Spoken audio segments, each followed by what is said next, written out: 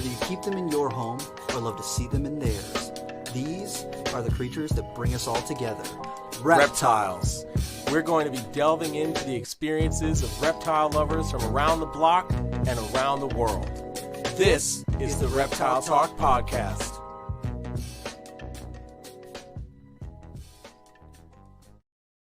What's up, everybody? This is Jeremy Turgeon from Brassman Reptiles. And I'm Rob, and I'm keeping it real. And Rob really likes our I intro. love the intro, man.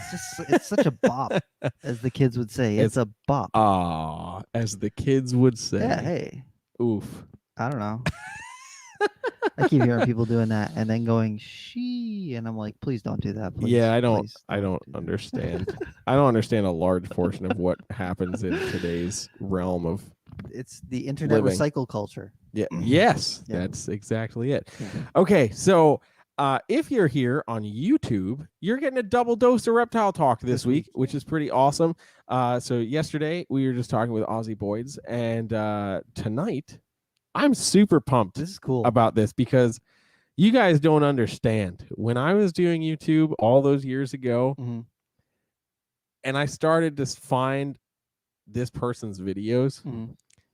I was like, man, he's got some really cool stuff. But it was the introduction that like sealed me in. Yeah. And that introduction is, it's Brian Gundy from Forgoodness Snakes. Hey! What's up, dude? I wonder how many times I've said that, right?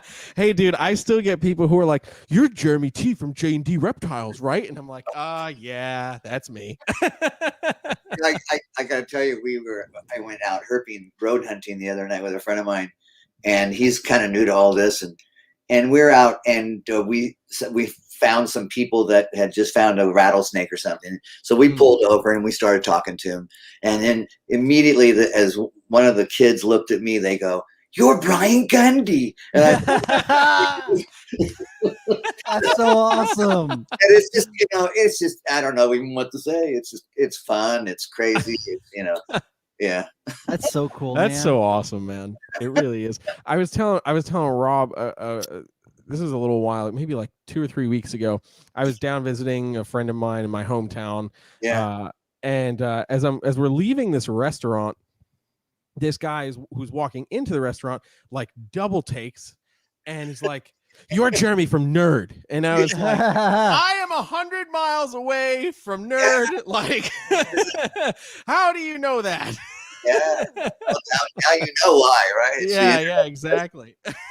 That's too funny. Dude, it was literally the weirdest. Like, I expect that at a reptile show, or like if you're around reptile people or whatever, but if anything, it was one of those like, man, you really you don't know who's into the industry and where the reach of the industry has gotten to these days, which is amazing. It really is. Yeah, it really is. Yeah. And a lot of it has to do with what you guys and people like you are doing, because this is really, it must be accelerating this hobby or our passion into the world of people that don't know about our animals, and yeah. So I want to take my hat off to you guys for doing such a good job. Oh man, we appreciate We're that. trying. Most You're out there definitely. doing education too, though, man. Don't sleep on that. Absolutely. We see you out there, boots on the ground, teaching people.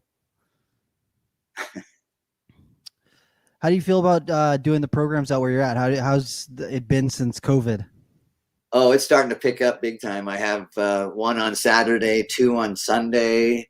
I'm booking programs for schools and summer camps literally almost every day now. So, oh wow, that's awesome. It's all going to come back and everything's going to be fine. So, Awesome. Yeah, That I love is that. awesome.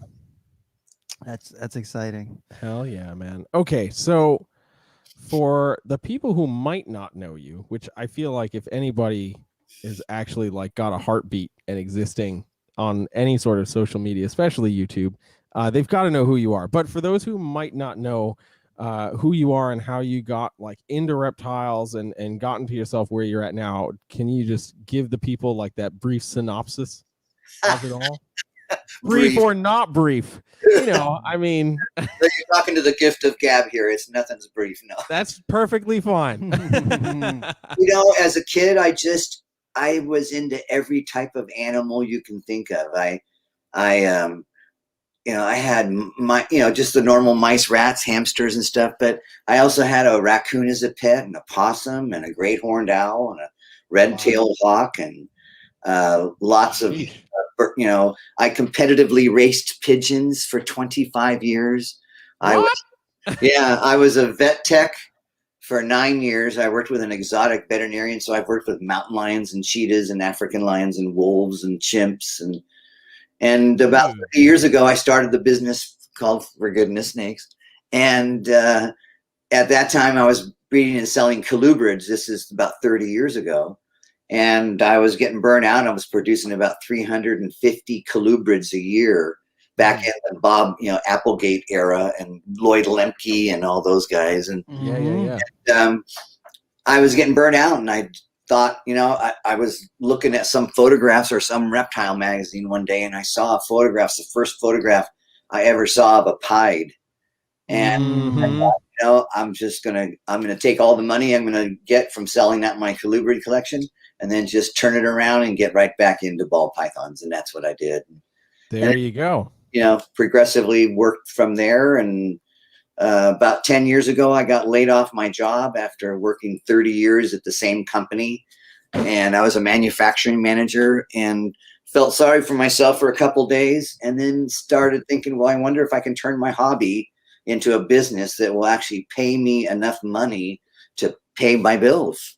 And so that's when I started going out and doing the educational presentations, and going out and doing cold calls, just, walking into a school office. When I first started doing it, I'd walk into an office unannounced, uninvited, with a ball python wrapped around my neck. Oh my goodness.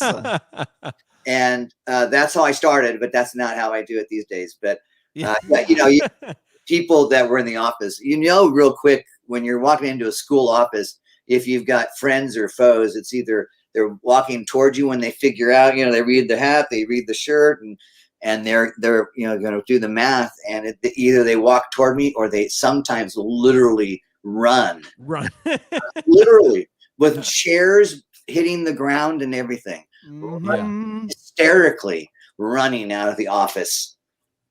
So it's just been a blast. I'm having a blast. I'm doing my reptile programs. I'm probably going to have about 15 or 18 clutches this year, so I'm not a big breeder, but I totally focus in on the highest quality animals that I can produce.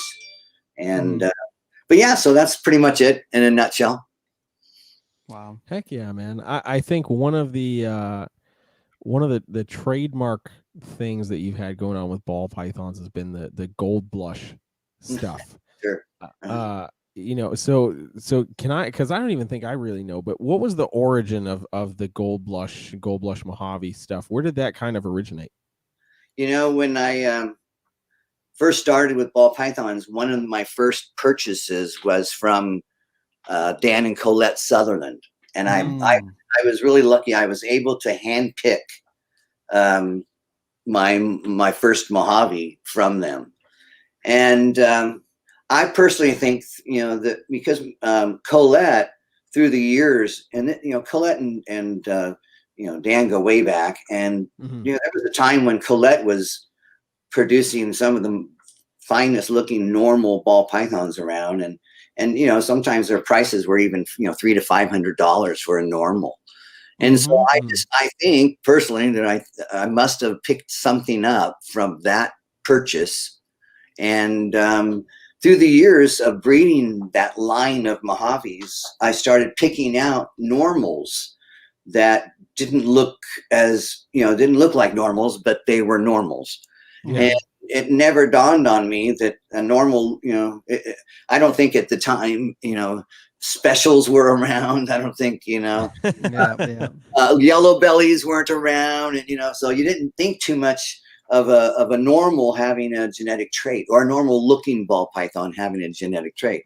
Right. So through the course of time, I would just start noticing that in this particular clutch, I'd end up having these normal babies that were just exquisitely bright and yellow and just really nice looking.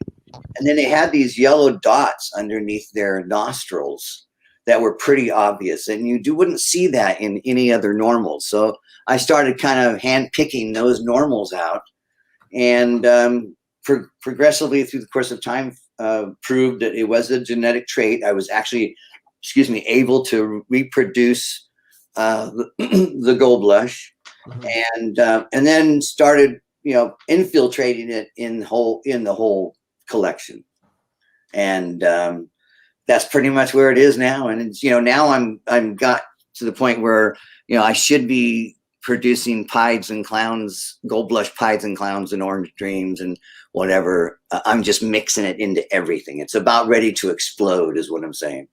Cool. I dig that so much. And that's, we've talked about that a few different times on the podcast, where like those subtle traits and line bred kind of polygenic things, like for ball pythons, that boat kind of got missed because of how fast mutations started coming in. And then when people started realizing, oh, you can just stack all these things and make these really cool looking animals, the thought process of line breeding, which really comes into play a lot with colubrids and leopard geckos and like all of that stuff, we just missed the boat on that with ball pythons almost totally. So it's cool that you've spent the time on this project and really developed it, and now are able to get it into some of these other classic mutations. I was pursuing the project.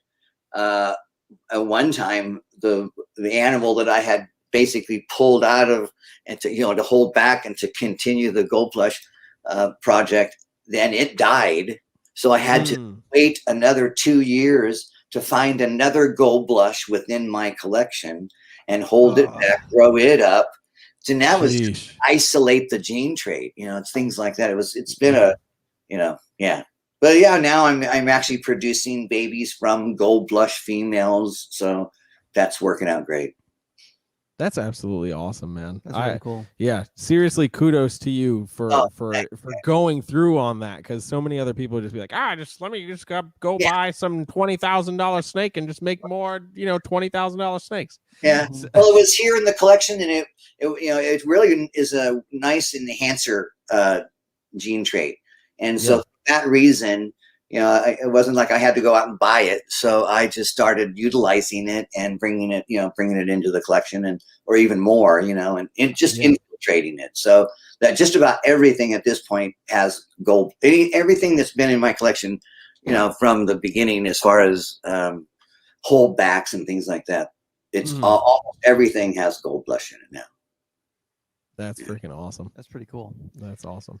So is there another, I mean, obviously you've got ball pythons, but is there another species of reptile that you breed on any sort of like larger level, or is it like just on the ball pythons these days? Yeah, I'm just breeding ball pythons. I did, I started out with colubrids and loved them, and I still love them. And then I was into boas for a while, and I still love them. But I'm not a very good boa breeder. So I produce more slugs than anybody I know, Yeah. when it comes to boa breeding. So I just basically got out of it. But it's the ball pythons. I dig it. I definitely dig it. Is there a trait that has caught your eye recently that you're like, man, I want to kind of dabble in that a little bit? Well, I'm a little late in the project, but Desert Ghost is obviously a great place to be, Yeah, for sure. Yeah, no, I want to get special into my projects, and, some more enhancing genes. And, everything I'm working with is pied and clown. So I'm just mixing and matching, and hopefully we'll start to produce some things that, I've never seen before anyway. And that's really what my goal is. Whether it's been produced by somebody else, I don't know. But if I have not seen it, either a photograph or whatever, and I produce it, that's super exciting. Heck yeah. Yeah. Absolutely. Absolutely. I love it. Okay. I know that Rob wants to totally talk about this topic too, which is great. But okay, go for it. We've got to talk about some field herping. I was just gonna say we can't just do this without talking about some field herping right now. I'm just saying. I've seen some videos, and I've heard from some potentially reputable sources that that you're kind of like the guy for some field herping stuff. Sensei of Yeah, the West Coast. I go almost every day. That's Dude, awesome. I'm very envious. And I see animals, snakes, and a lot of other animals. But yeah, to me, it's all about getting out in nature. And, I'm not just herping. I'm looking for birds of prey. I'm looking for mountain lions. I'm looking for bobcats, coyotes, anything that's kind of out there, as far as over the top, as far as animals go. Predatory animals, I'm really into for some reason. I'm really into predatory animals, and the mountain lion is really the one that's on the bucket list. So that's really my focus these days. But yeah, I'm out herping all the time. Yeah, I just got back from a trip from Utah, like Southwest Utah, not too long ago. And when I was out there with all those guys, I was literally like, man, I don't know if I could live out here, because I would just spend all of my time field herp. Like every day I'd be out there field herp and just looking for stuff. I don't know if I could because up here where we're at, there's 5 months out of the year where you cannot find everything's hibernating. Everything's underground. I can find snakes throughout the year. That's awesome. That's so cool. Yeah, I envy that. I'm very envious. And what's nice about it is I can, hit the road about 9 o'clock in the morning and do a couple of, places and do what I call the circuit, where I'll just go out and hike out about 2 miles. And while doing my 2 mile circuit, I'm out there. I've got my boards, I've got my pieces of sheet metal or whatever. And I'm just out there flipping, and I can be home by, 11 o'clock or something like that for lunch but yeah, I see a bunch of different species. I don't know if you guys saw the video I put on Instagram yesterday, I think it was, of the gravid Northern Pacific rattler I found. Yeah. Oh, I missed that one. It's huge. Dang. That's awesome. That is pretty sweet. And a friend of mine and I went road herping the other night and took off the road probably 8 or 10 Northern Pacific rattlesnakes and a couple of California kings. Oof. That's so awesome, man. Yeah. We found a garter snake yesterday. I saw a garter snake. I know. When we were out there field herping and we're road cruising and stuff, and we kept finding the Crotalus lutosus, the Great Basin rattlesnakes, and they're like, after the fourth one, they're like, we shouldn't even pull over for them. And I was like, no, you don't understand. Yeah. I go out there just road hunting. I think I must be saving the world of snakes just by going out and pulling one off the road. Moving them. Yeah, exactly. That's what I do. I just, because I'm not bringing anything home. I just take pictures, video, So I figure I'm out there saving the rattlesnakes or saving the cow kings from being smashed. Yeah, we saw a couple animals that had been hit by cars, and it's like, if we had been there 5 minutes earlier, we could have caught this beautiful big cow king, or Right. Yeah.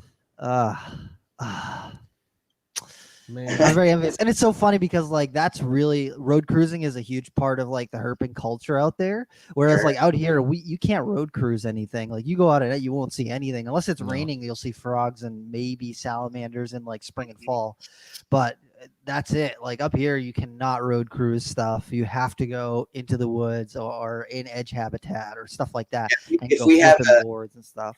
If we have a 90+ degree day with no moon, that's when we're going out. And it's amazing how much that moon has to do with the success of finding snakes. Years ago, I would have said, no, that's not right. But I have gone out a few times when the temperatures are perfect and there's a full moon, just nothing. And I don't know if they instinctively know that that's not a good time for them to be crawling around. But we don't even go out on a full moon. Don't just waste our time. Wow, that's very interesting. Yeah. So keep that in mind. If you guys find yourselves out herping again, just anticipate that if you're working with a full moon, that you're probably going to have to work pretty hard. Noted. Yes. Duly noted. That's something that what is it? That Eric from NPR always talks about is moon cycles and field herping and stuff. If you think about it, a lot of the predatory animals like owls and other things that might be hunting at nighttime, they probably are going to have much better eyesight on the nights that are full moons because there's just that little bit of extra light that Exactly. can make a huge difference. And then you have to wonder if the animals that are being preyed upon somehow know that it's too bright for them to be out. It's hard for me to imagine that a snake would, or a lot of other animals would have that type of intelligence, but who am I to say, Yeah. I bet you there is some sort of rhythm in their biology. They have some sort of circadian rhythm that affects that because, they probably have certain moon cycles that go through how long between hibernation and emergence and all that sort of different stuff. And it's just something that they naturally feel being tuned into the earth. They've been doing it for a while, huh? Yeah. Oh, is there anything that's like your favorite thing to find? Is there anything that when you find it, you're like, oh yeah, I'm super. Oh yeah. Well, there's two really. Okay. Cow kings are fun to find because they're just there's so much, it's black and white. It's just so much contrast. But number one for me is the Zanata, is the mountain king snake. Yes. Right, the tricolored mountain king snake. Oh, It's to find one of those. I've only found 4 or 5 in my whole life, and there's only one place where I have been able to find them. So that's one of the places I go almost on a day-to-day basis. And here I am, probably been looking for these guys seriously for 10 years, almost daily, and I've only found 4. That's crazy. But yeah, that's my favorite, is the Zanata. It's just a beautiful tricolored mountain king snake that you just can't believe that it's an animal that you're looking at. You can't believe your eyes. It's just such eye candy. Yeah. That's so exciting. Awesome. That's kind of how I feel about timber rattlesnakes up here, since they're endangered, and there's very few places where you can actually see them. So I've gone to a few different spots, and I've been, like, when I lived close to the area, I would go out 3, 4, 5 times a week looking for them, and I only ever found one. And I was over the moon when I found that one, but like every other time that you go out there and it's just nothing and nothing and nothing, and you're looking like, that's a good spot. It looks like it would hang out here, and nothing. It's just another one for me would have to be the San Francisco garter snake. Ooh, yeah. I was just at where I find them. I was there yesterday looking for them and didn't see one at all. Man, but it's crazy because like a species like that feels so exotic from being here on the East Coast. You know what I mean? And it's like, garter snake, they're okay, but like over there, it's like, no, look at this. It's like the craziest garter snake you've ever seen. And it's like, doesn't even register that. And the experience of finding them in the wild is just so, to me, it just enhances the experience and the fun of the whole, of that adventure of catching or finding those snakes. And San Francisco garter snakes are on the endangered species list, and to have them so rare and so beautiful is just it's a double whammy. Oh yeah, absolutely. Man. Okay. So wait, so I have to bring this up because I think it was Brian Cusco who mentioned this. Brian Brian Cusco. I'm just kidding. Damn. Owned. Brian's doing another podcast right now, so I'm gonna make sure if they're still going when we're done, I jump on and be like, hey, who the fuck is this guy? Don't tell him I said that. He knew. He knows I wouldn't say that too. No, so Brian was telling me that he had gone field herping with you. I don't remember how long ago it was, but like you like dove down somewhere and like popped back up, and like both hands were like full of snakes. Where the hell is that, Brian? When I took those guys, and him and Kaufman, I took those guys out herping.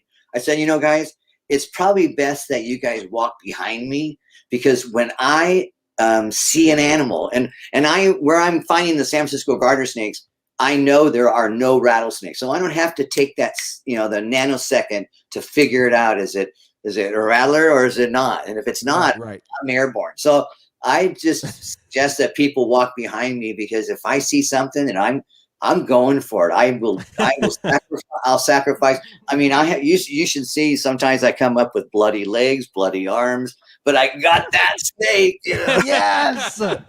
Yes. Hell yeah. Oh, that's awesome. I'm just saying I need to witness this in real life. I'm here for that's it. all I'm saying. In fact, I remember when I was with Kaufman and Brian, and or maybe it was with Garrett Hartle and Brian, and we were out herping, and I went airborne, and Brian said to Garrett, "Hey, did you get that on video or whatever?" You know, because here you've got this 80-year-old dude out there jumping on the ground catching snakes. That's so awesome. It'll be a sad day when I can't do that anymore. Yeah. Oh man, dude. Man. If that's not me when I'm your age, I'm gonna be very upset. Yeah, Just same. And feel free, if you guys ever find yourselves out here in the San Francisco Bay Area, I'll show you my spots. Just let me know. You know, Man, Hell yeah. I think that needs to be a trip. I think it sounds like a trip. I'm just saying, sounds like a trip.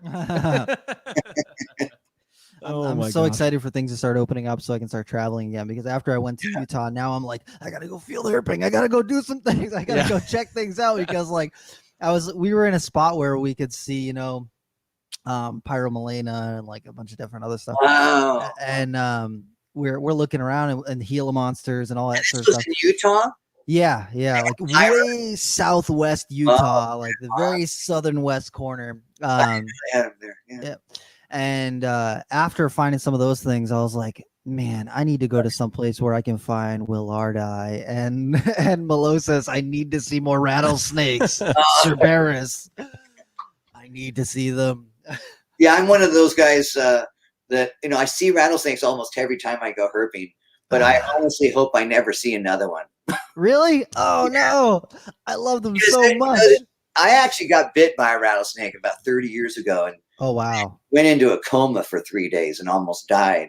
Damn. So I'm gosh. just, you know, I'm very respectful of them. Yeah. You're the But white you're bird. good. Yeah. Oh yeah, I you know, I say hello, I take pictures, I take video, and I say goodbye, and that's it. Yeah. That's fair. That's fair. Yeah. But there are many times, you know, you guys obviously know Nick the Wrangler, right?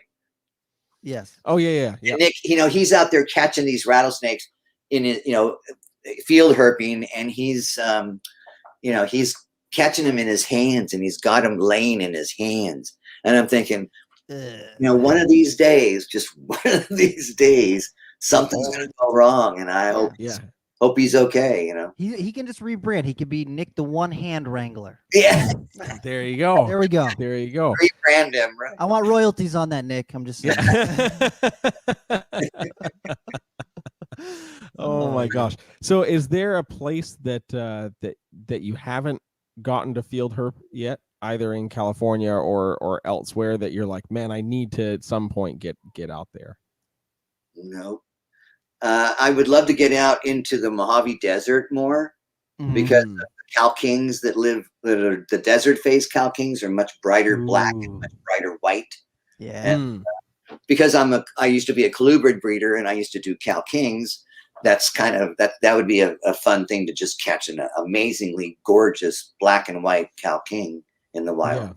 But other than that, you know, the Bay Area is such an amazing place to find all sorts of different types of animals. Not only snakes, but no, I have the Zanadas right here, the Mountain Kings. I have the San Francisco garter snakes. I have rubber boas. It's all right here. I just rattlesnakes. I don't have. There's nothing driving me to move outside the area. I dig that. I dig it. I dig that. That must be nice. Yeah, I look at everyone else. Driven to go other places to find, you know, like a pyro or something like that. Even though they're gorgeous, but nah, I'm happy right here. That's cool. That's cool, man. That's cool. Because I mean, I like some of the stuff that we've got around here, but I feel like there's so much more diversity elsewhere that I just like would really like to get out there and see some more of the diversity that's out there. Because like when I went to Utah, we were catching like horned toads and Gila monsters and we have horned toads in the area. That's awesome. There's a coastal horned toad that lives right here in the Bay Area. Very so rare to crazy. find, but I've caught one years and years ago. But That's so Yeah. cool. That is that's pretty like awesome. huge I mean, the other night, a friend of mine and I went out herping. We found 12 Northern Pacific rattlers, 3 or 4 cow kings, a glossy snake, a couple of gopher snakes, and we have long nose at the same herping Oh yeah. place that goes. So I yeah, love there's a those. lot of diversity right here. Right within half a mile or half hour from my house. That's beautiful. That's awesome. Yeah, that's awesome. I mean, we don't have much diversity happening Yeah, up no, we here have in like New England. It's six a species I of mean, snake or yeah, it's a something. challenge. I mean, like, so we have It's a no different lizards. world. Yes, we have no lizard species. up Oh, here. really? Yeah, none whatsoever. So that's why, like, when we went to Florida, we're like geeking out over little anoles because it's like a lizard, a freaking lizard. It's awesome. Are you guys familiar with the Skilton's skink? The No. blue-tailed skink? The blue-tailed skink, yeah. Like 5 lines or Yeah, no, it's not a 5-line, but it sort of looks. You could mistake it for a 5-line. okay. Mhm. The immature phase of that lizard has a beautiful blue tail, and they're just amazing. That's cool. Yeah. Yeah, I mean, That's the kind of stuff I want to bellies and things like that. But yeah, there's one of my favorites. But if you look at them wrong, their tails will fall off. So Yeah, when I went to Arizona, the banded geckos that I found, the first one I caught, its tail like immediately snapped, and then after that, I was like, you know what? Maybe I don't need to touch him. I'll just take a picture of him on the ground. Yeah, exactly. I felt so bad. yeah, no, I feel really bad. If it's an I very rarely will catch blue bellies these days, but I almost always will catch an alligator lizard if I find one. Ooh, Oh, yes. those are so cool. Yes. Oh yeah, I saw one the other day that was close to probably 15 inches long. Wow. That's crazy. I couldn't catch it, but it was one of the biggest one I've seen in many years. That's really Damn. cool. You got to wonder how old those particular animals are when they're like Yeah, sure. exceptionally big for their species. Right. Yeah. Yeah. Damn. That'd be so cool. Man, we got to go herping, Rob. We got to go herping. That's all I'm saying. Now I'm all geeked to go field herping. Come on out, you guys.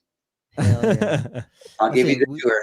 We got to do it before the airplane prices go. Because Oh my everybody else gosh. is traveling. It's already happening. I know. Everything else. Huh? It's already happening. I'm supposed to be in the North Carolina area in about a week or so. And when I was originally trying to finalize flights and everything, I was like, why does it cost almost double Isn't for the same flight, Yep. that I was taking before? So I'm like, it's literally, even with gas prices being higher, it's still cheaper for me to just drive. And you As have much as I don't want to spend that long in a car. and how much worse is it going to get? Yeah, no, I know exactly. I Exactly. So yeah, I'm gonna need the airlines to figure out what the heck they're doing, because I ain't spending $500 to go to California when it used to cost me $225 round trip. Oh man, that's awesome though. Field herping needs to happen. Are there any bigger expos that you're planning on going to? Expos? Yeah. Oh yeah. I'll be at Sacramento in when is it? I want to say maybe August or September. Okay. I'm probably only going to do about 3 shows around here. I only do the shows in the Bay Area. I don't travel. If I do travel, it's only like 100 miles or so. And because there are usually 3 or 4 or 5 shows in the Bay Area on an annual basis, I really don't have to go anywhere else. And again, I don't have a huge collection, so if I sell 20 snakes, that might be sold. I might be sold out by then. Yeah.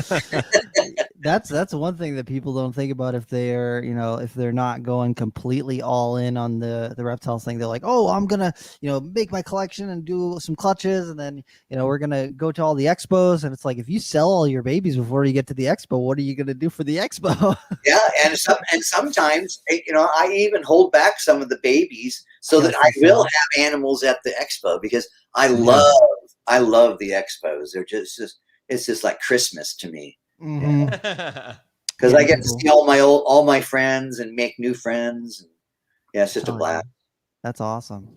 That definitely is one of my favorite parts of expos these days, especially as like we were saying at the start of this all, like the industry is expanding at such a crazy rate, you know, and these expos really serve as that, you know, get to meet these people moments, you know, when especially over the last year, there's really been no person to person anything, you know, so it's that's definitely an element of the industry that I'm excited for kind of coming back into play on a more frequent basis. So yeah, gotta get to those expos, dude. I think that when I was younger, I definitely was like, I gotta be that guy behind the table. I really want to be the vendor. I really want to do that. And then now as I've gotten older, I'm like, man, I just want to go to the expo and hang out and talk to people. I'm like, I'd much rather not vend and work. I'd rather just talk to people and look at all the animals and stuff, because when I'm behind the table, I'm like looking around. I'm like, is there a minute where I can go look around and see what other animals everybody's got? I just want to see what's around at the expo. And most vendors have a hard time doing that, you know, because we're stuck at our tables, you know. But the relationships, the interaction between people, and it's just, you know, it's like coming back to a big family reunion every time I go, especially the ones that are local, you know, because a lot of the local shows I've been doing for the last 25 years. So some of these people I've known for 25 years, and I've watched their children grow up, and some of them are now, you know, have grandchildren. And so it's not only just a sort of an outside relationship, but it's a community, Bay Area community type thing also that we get to experience. That's awesome. I really dig that. Man, that really just for me is what the expos really are all about. You know, like I think we hear it a lot when we go to Tinley. It's like the two annual family reunions that happen, you know, and it's like, man, and it's interesting when you can get into an area like exactly what you described in the Bay Area, because a lot of times the smaller communities, because those shows usually don't happen very often, you know, like, I mean, I think about like the New Hampshire show up here, it used to only happen twice a year, you know, so it's not really you know, you see somebody and then they're generally not ever showing up again, or you're not going to see them for 6 months, or they're not doing that show, so you only see them once a year for 10 minutes, you know. But to get into that kind of zone where it's like, no, you know what, we see each other enough where, you know, you can establish that relationship with them, and that man, there's nothing better than that, man. You know, geeking out about reptiles with other reptile geeks, you know, that's what it's about. And then when I do the local shows, so not only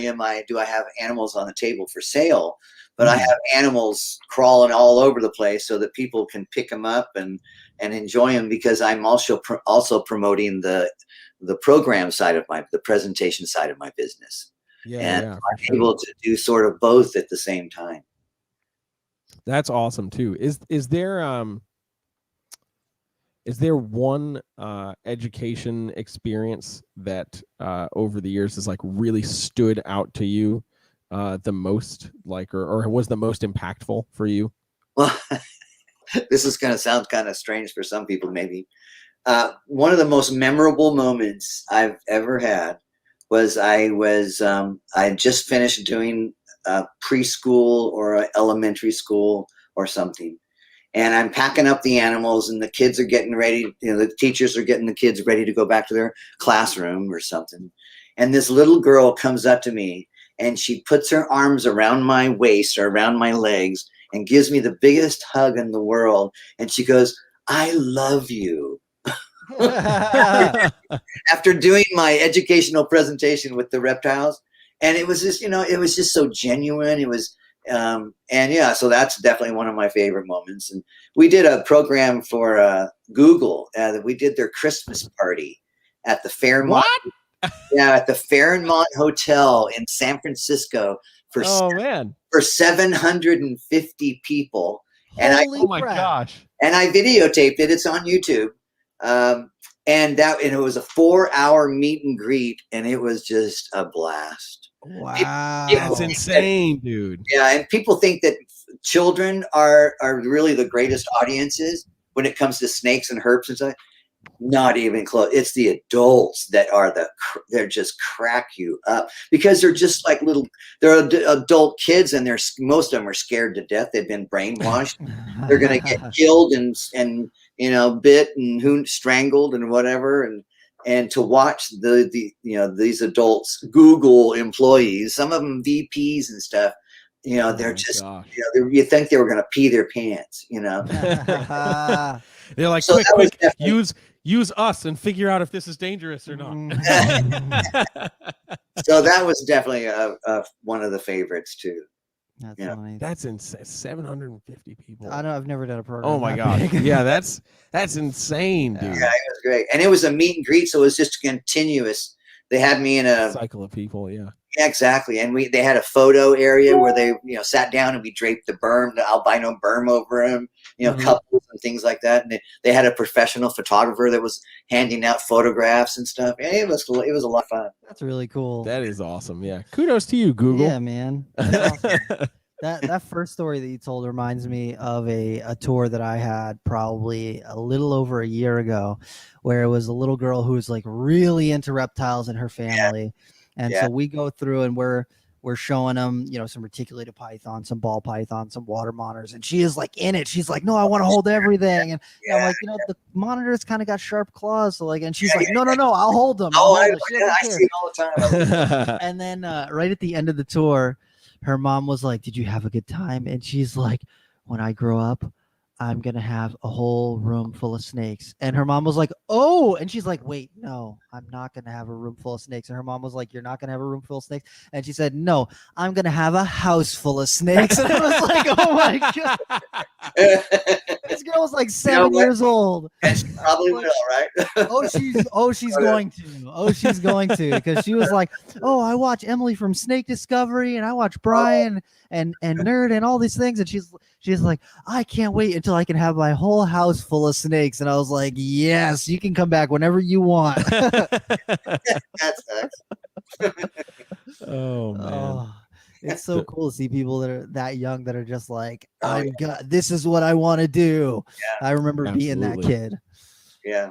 And it's funny, at the beginning of my program, when I start sort of the audience participation segment of my program, I will usually if I'm doing a birthday party, I'll bring the birthday child up in front of the audience and start just, working with the child so that we can, between the child and I, can teach the rest of the audience how to handle the animals, how gentle they are, whatever.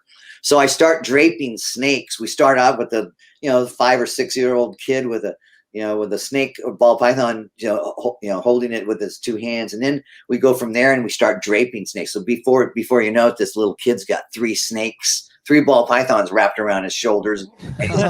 And he's got one in his arms. And some of the kids are as calm and relaxed as could be with these snakes and mom and dad are out there freaking out. Yeah, of course. Like, oh my God.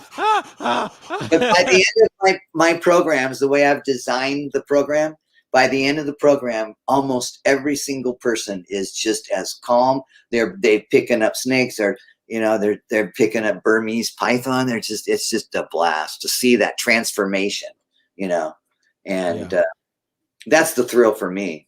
Yeah, that's one of my favorite things about doing programs is seeing somebody who at the beginning of the program is like, oh, I can't do it. They just they are so tense and there's nothing relaxed about them. And at the end of the program, you see them holding a ball python, looking at it and being like, wow, these things are actually really cool. Sure. And just that it's crazy that in 1 hour you can take someone from being terrified to appreciating something. Yeah. I have a memory where there was probably an 18-year-old woman in the audience, and she was in the back of the audience. And I can tell just by their body language which ones are scared to death and which ones are not, right? Yep. So by the end of the program, and this woman was literally shaking. She was scared, and it was obvious to the whole audience that she was just having a tough time. Mm-hmm. But by the end of the program, she's got a snake wrapped around her neck, and she's kind of hugging on it and kissing it and whatever. And she goes to her mom. She goes to her mom. She goes, "Mom, now I know what you can get me for my next birthday." or something. Yes. Hell It's yeah. a snake, you know. Yeah. So yeah, that's if I can make that happen, then that makes my day. Yeah, for sure. Have you ever had any like older people come in and be like, I was afraid of these things my whole life, and you just completely changed my mind? Almost every time, every program. Yeah. I had a couple. And I hope to hear that kind of stuff because, it's really, I don't get into the physiology. I don't get into reproduction. I'm not trying to get there to educate them on the anatomy of reptiles or anything like that. To me, my job is to take the fear out of the whole experience. And if I can do that, then, if I can create recreate a person to have a little bit better understanding, well then, hey, that's all I can ask for. Absolutely.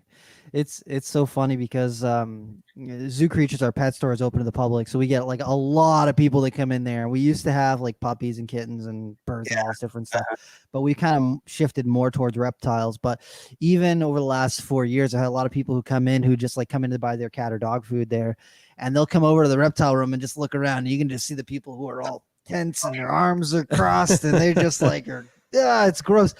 And I always love to go to those people and I'm like, look, what can we do to get you to touch a snake right now? What can we get you to hold the snake? And even if they won't hold it, even just getting them to pet it and touch it, is a win for me. And I had a woman come in and she's like, oh, I'm fine with the snakes. I'm fine with the lizards, but oh my goodness, tarantulas, spiders, I cannot do. And she's like, ever since I was a young girl, I was afraid of spiders. I've been afraid of them my whole life. And she's like, I don't think that you're going to be able to change my mind. And within probably 20 minutes, 15, 20 minutes, I got her to hold the tarantula. And she's like, I don't know why I was afraid of these things. It's so, and it's soft and so cool. It's just amazing. Yeah, when you get to see that switch go off. Oh yeah. That's when you just know you got them. Yeah. Yeah. It's so much fun. Like I said, I get to do one tomorrow and then 2 on Sunday. So, it's like, I'm looking forward to it so much. And I look forward to it every single time I do them because I know exactly what I'm going to experience. And a lot of times now what I do is I'm kind of, as you do these programs, and I've done hundreds of them, you still try to improve on what you do, what you say, or whatever to make that transition more easier. But so what I've been doing now is I've been telling my audiences that, at the beginning of the program, I'll just say, if you like puppies, raise your hand and and most people like puppies, right? So, and I'll just tell them that if you like puppies, you're going to love snakes. And as I say that, I'm actually kissing the snake. Yeah. And so I'm portraying this, weird dude that kisses snakes as soon as I begin the program. And it starts from there. It's just, and I don't want the kids to be kissing the snakes, Yeah. But that seems to be one of the things that's working toward getting them to transition is that these animals are just super, super gentle. One of the things that I like to tell people, because a lot of people are like super hesitant of that first touch and they're like, it's going to be slimy. It's going to be. And the thing that I've gone to now is I usually tell people, look, it feels just like an iPhone. And then they go, and I'm holding an iPhone in my hand right now. And they're like, it does not feel like an iPhone. And then they touch it and they're like, okay, it kind of feels like an iPhone. and because they've got that association with, oh, I like my phone. I touch my phone all the time. If it feels like my phone, then it's not bad. And then they touch it and they're like, oh, that feels just like that. Yeah. It's that slimy thing that most people have been bought into, Yep. Yeah. And then once they get that first touch in there, then you get their hand underneath part of it, and then after that, it's all over. It's a wrap. It's a wrap. It's all about the touch. If I can get everybody to touch a snake or whatever, a lizard or whatever, it's all about the touch. And that's why at the end of my programs, I just let all my animals go. And everyone that wants to just picks up everything and what they just, and there's a lot of, beforehand conversation that's going on to make sure they don't touch their heads and they're not staring into their faces and they're, things like that. But no pinching, pulling, or squeezing, but it's a blast. Definitely. That's so awesome. I love that. That's Man, that's setting it up for the future, man. Yeah, That's what it's all about. Dude, it really is, because there's a lot of people who talk a lot of smack online, and they're like, well, this person's not doing education right, this person's not education right, and it's like, well, what are you doing to teach people? And they're not. They're at home arguing with people on Facebook or on YouTube or on blah blah blah, and they're not actually doing programs. They're not actually out there changing people's lives. They're just talking smack on the internet. That's what it boils down to. I figured that I've presented for over 50,000 children. Now, I'm not even counting adults, but we think that we've done programs for over 50,000 children. That's incredible. And we've not had a single issue as any injuries, bites, or anything. None. That's awesome. That's incredible. Yeah, that's the best part. Oh, of course, absolutely. I think one of the biggest things for me, like I certainly haven't been doing education stuff as long as the both of you have, but when I was doing stuff like that, like as we were just saying, like the touch element of the educational program is arguably the most important part when you're trying to get the mind to change, and I agree 100%. Yeah, it's so crazy to see, because you can talk to people until you're blue in the face about how wonderful these animals are and how chill they are and whatever, but that's really, at least in my experience, when you see that switch go off, when that finger touches even if it's like the tip of the tip, you get that one person that's like and then being able to take that touch to the next level, and then reach out and drape a pied over some kid's neck and it's just like, wow, it's just, and then to have mom standing there and wondering how in the world her 4-year-old son is being so calm with a snake wrapped around his shoulders. And that's just, that's also the best ammo too. It's like, hey mom, listen, if the 4-year-old's doing it, come on, man. Yeah. Oh man. I love that. Take as much ammo as you can get. Come on, mom, hold the damn snake. Oh man, it's funny because you'll see that during the bigger programs where you'll see like these 3-year-olds come up and they're holding a ball python and like petting it and touching it and everything, and you'll see someone who's an adult in the back of the room like shaking, and you're like, okay, why are you shaking but this child is like loving this snake? Why are you afraid but they're not? And that actually when I do the programs for the schools and stuff, and it actually helps to transition the adults into it, because the adults are watching all these kids walking around with snakes over their shoulders, so they must be able to do it too, and exactly. Exactly. It's That's before awesome. you get that level of the learned fear. I call it brainwashing. Yeah. Pretty much. I mean, think about it, culturally speaking, most societies have an internal fear of snakes, and most cultures do, and some of them are just deathly afraid of them, Yeah, which is crazy. It really is crazy, because it's like, man, if you took 5 minutes to like research what a snake does, like you'd be like, that's not that bad. Yeah, but Jeremy, most people don't have that level of interest. Think about it. This is true. Yeah. As a society, there's only 2 to 4% of the people, have reptiles or whatever it is. Have you guys heard those numbers? It's growing. It's growing though. Yeah. Good. Yeah. I know it's growing in the Bay Area. That's right. Do you guys have a local herp society out there, or is there like? We have. There was one that just broke up recently. There's nothing here in the Bay Area. There's a few North Bay up by Sausalito, up north of Golden Gate Bridge, and then there's one I think over kind of by where Freedom Breeder is in the Lodi area. There's a group out there too. Okay, that's cool. Interesting. Oh man. Okay, so Brian, we're rounding down our time here, but before we do that, and I think I might already know the answer to this, but maybe I won't. So who knows? So we ask all of our guests one final culminating question. So that question is, what in the realm of reptiles, be it something in your own collection, something you've seen while you're scrolling through the internet, because that's all our lives were reduced to for a really long time.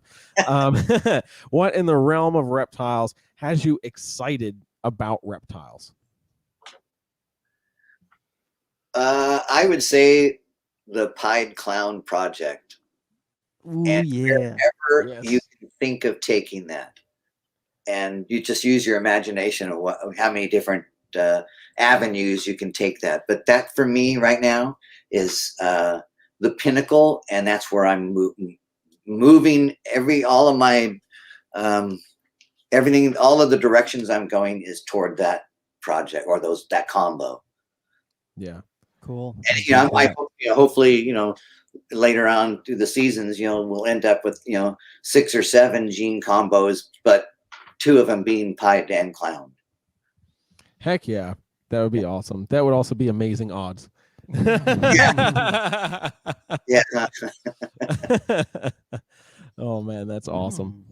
Interesting. What are you thinking? I love pied clown, so I'm here for it. Oh yeah, I want to get one eventually, because back in the day when I had bought my first bumblebee for like $800 and was looking at like what would be the coolest ball python morph combo I could think of, super pastel pied clown was like the thing that I talked to all my friends. I was like, when I see super pastel pied clown, that's going to be the coolest ball python morph, and no one's going to be able to top it. I still feel similarly. That's all I'm saying. I have a pastel pied clown. Does that work? Those are cool too. I was just thinking because like pied, when it doesn't have pastel, can be a little bit on the darker side. Yeah. So you put pastel in there, it brightens things up. And so Yeah. I just went. And I'm looking forward to extra. bringing, Orange Dream into the Pied Clown Project. Ooh, And yes, definitely Enchi in there, and oh yeah, leopard. and Goldblush. oh yeah, Hell yeah, absolutely, that's mint. absolutely. Yeah, we after talking with Ozzy yesterday on where like some of the clown pied and pied combos and stuff are going, I'm like, oh, we're not ready for the insanity that the next few years has to offer us. Yeah, For real. These guys are going to definitely take it to the next level. That's for sure. They already have. Yeah. Oh man, sheesh. All right, Brian. So if people want to find out more about you, if they want to check out what you got going on, where can they find you? Sure. I'm mostly on Instagram these days. I'm not doing YouTube much, and that's just much easier for me to do. And you can call me at 408-981-6694. You can email me at fgsnakes@sbcglobal.net. And if you're a beginner reptile person and you're having some troubles getting started, and you think you might be able to, if it makes sense that you think I might be able to help you guys, please just reach out and I'll help out any way I can. You don't have to buy my snakes. You don't have to do anything. I'm here to help.